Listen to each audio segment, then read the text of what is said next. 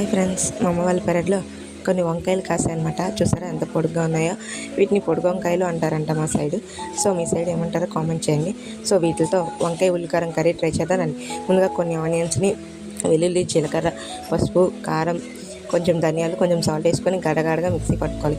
So వంకాయల్ని 2 ముక్కలుగా cut చేసుకొని మధ్యలో చీలికలా చేసి ఆ మిశ్రమాన్ని అందులో పెట్టి కూరుకోవాలి.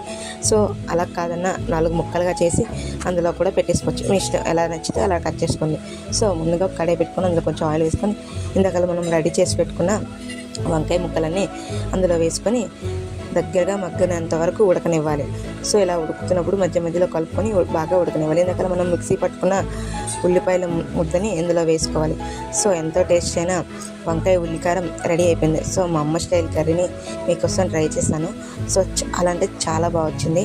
మీరు కూడా ఒకసారి ట్రై చేయండి. Thank you for watching.